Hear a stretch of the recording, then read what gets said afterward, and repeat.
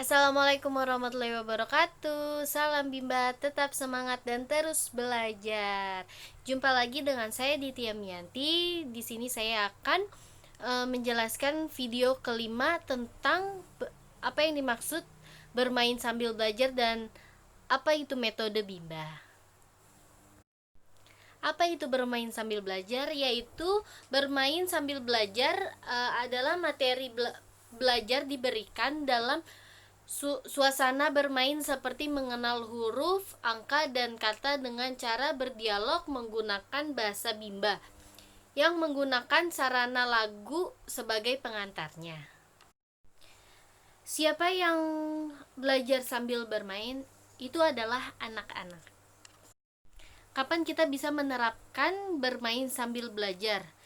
Yaitu di saat anak sedang dibimbakan. Kenapa harus menggunakan penerapan belajar sambil bermain? Karena agar saat pembelajaran dimulai, anak itu tidak merasa bosan atau terbebani. Di mana belajar sambil bermain? Yaitu di Bimba A I U E O, di mana kita harus menerapkan atau menumbuhkan minat baca anak tersebut. Bagaimana belajar sambil bermain dapat berjalan dengan baik? Kita dapat menggunakan paradigma Bimba dan metode Bimba. Metode Bimba memiliki 3 metode utama. Yang pertama itu fun learning, kedua small step system, yang ketiga itu individual system. Selain metode utama, Bimba memiliki satu metode penunjang.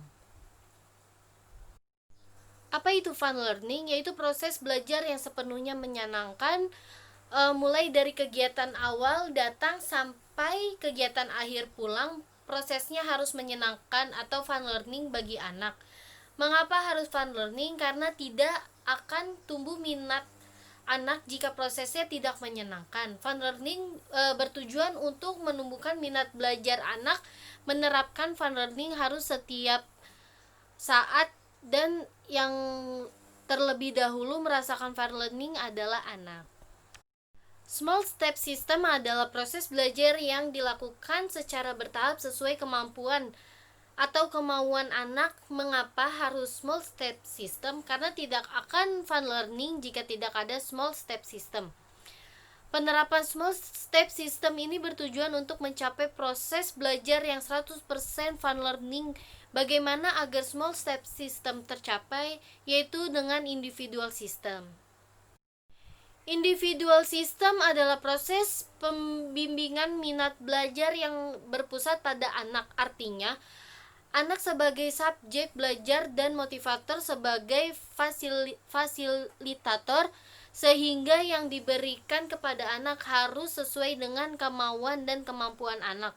Mengapa harus individual system? Karena tidak akan small system jika tidak individual system. Individual system bertujuan untuk mencapai proses belajar yang small step system. Bagaimana agar individual system tercapai? Dengan melakukan pendekatan sesuai karakter atau kesukaan anak masing-masing. Cara pendekatannya yaitu dengan cara bertanya atau mencari tahu melalui orang tua atau wali dari anak tersebut agar dapat mengetahui apa kesukaan anak dan lebih memahami karakter anak. Selain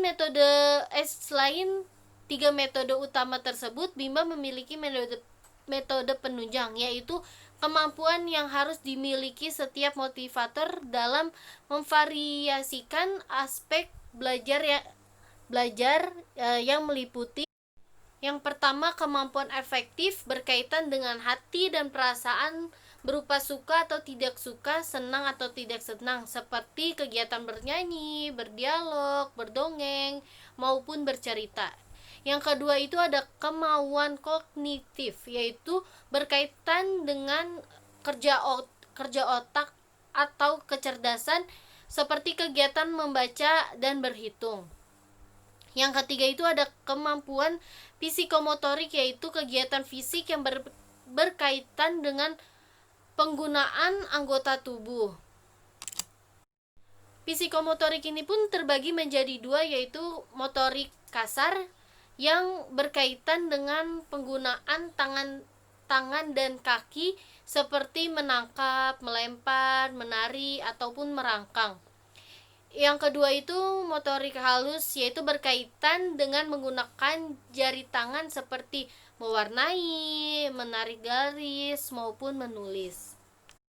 Penunjang ini diterapkan karena anak mempunyai rentang konsentrasi yang pendek, mudah teralihkan dan cepat bosan pada suatu kegiatan. Metode penunjang ini bertujuan agar anak tidak merasa bosan, semakin tertarik, bersemangat, dan antusias dalam kegiatan bermain sambil belajar. Bagaimana agar penunjang ini tercapai, yaitu dengan memvariasikan aspek afektif, kognitif, psikomotorik.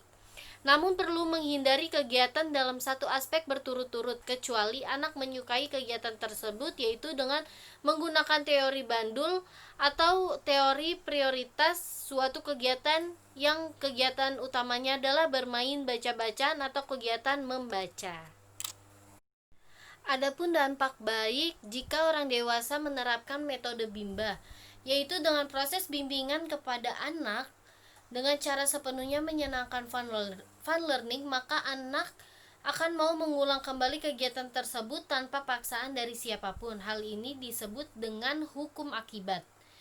Jika anak sering mengulang, maka anak sering latihan sehingga anak semakin mampu dan terampil. Hal ini disebut dengan hukum latihan.